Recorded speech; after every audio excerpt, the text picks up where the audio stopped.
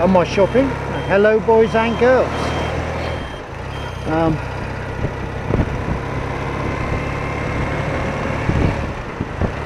This one's a little bit about my younger days and the incident I come across. I'd been to Greece and back. I had an old Volvo F88, say that with 8 teeth in, and I had a delivery Malmesbury or somewhere down there in the West Country, but Friday I'd got the ferry over. I thought I'd pop home first, have a weekend, as you did in those days. Had my weekend at home. Early hours Monday morning, I mean early hours because I wanted to be there for 8 o'clock. I'm skedaddling up the road. Now this is before all our motorways and dual carriageways, so it's an all circular job, but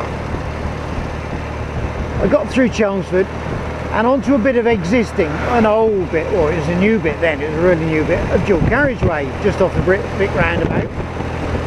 Piling up, a couple of miles up the road, there's a cafe on the left, wouldn't be open that time of the morning. Going along and I see something splat across the road. Easing her up, because you didn't slap the brakes on those old things, they didn't have brakes. Dropping her down through the gears, and it's a Mark 1 Escort van, or what's left of a Mark 1 Escort van, yellow, all crumpled, roof collapsed. Now there's a big central divide, probably 20 metres, and this van had obviously come from London, been going a whack, and as I discovered later, the driver had fallen asleep, hit the divide, hit something, flipped it about 6 times and ended up on the London-bound carriageway. Right outside this cafe, Maze I think it was. And so I pulled my lorry up right in the middle of the road so nothing can come past. I didn't want to get hit up while I was going to see what happened. And I'm tending to the guy, and I've got there, and it's quite obvious the steering wheel, the column, has gone through his stomach. So I've run back to the cab and I've got an old blanket and I've got an old jacket so I can pack the wound out to try and prevent as much blood loss as possible. I didn't dare move him, I couldn't pull him off it would have made things worse. And all the time I'm doing this I could sense I was being watched, or I felt as if I was being watched, and I could hear this snarling. I'm sort of getting quite concerned. This guy sort of got one of his lucid moments and he said, how's my dog? Dog? Yeah, I'm a security guard, I was coming home off duty. I said, and your dog is? He said, it's a Doberman. And how well trained is this Doberman? Well, it'll answer to me. I said, so you want me to go in the trees there between the divide in the pitch black and look for a dog that's probably terrified? Yeah, right, that's going to happen, isn't it?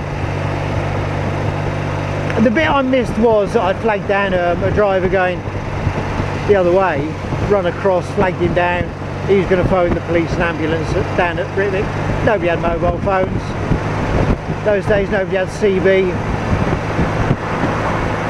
And I'm stood there watching, thinking, this snarling I can hear is a very pissed off, very angry Rottweiler, or Doberman, or I think it was a Rottweiler he said, a long time ago now, watching me stand next to his, don't you dare dear,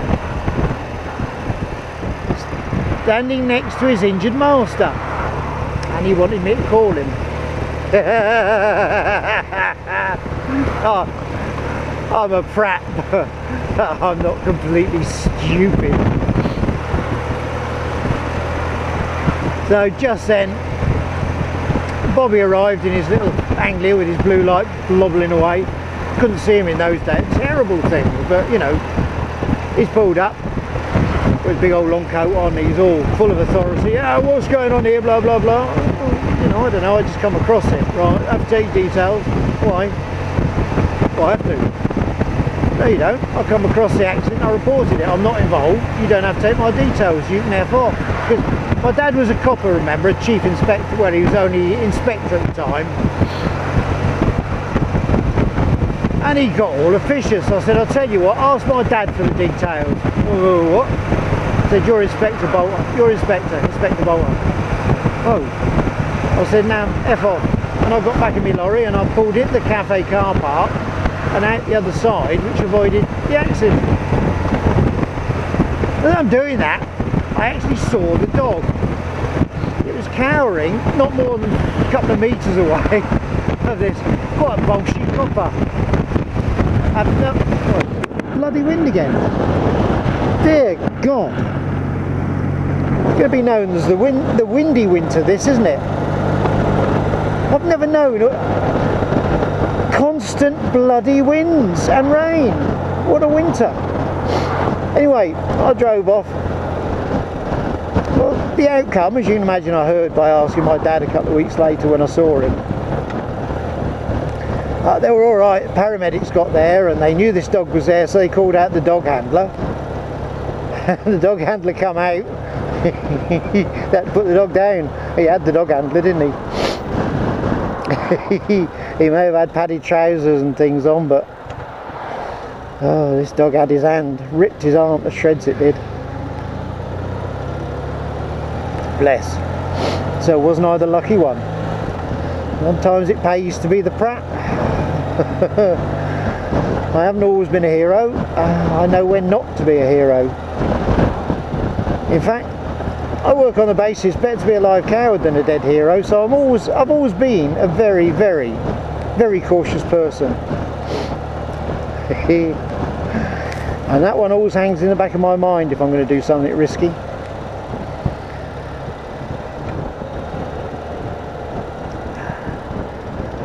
Well, I got on my shopping. And I haven't got much else to talk about, so I'm going to enjoy the rest of my ride.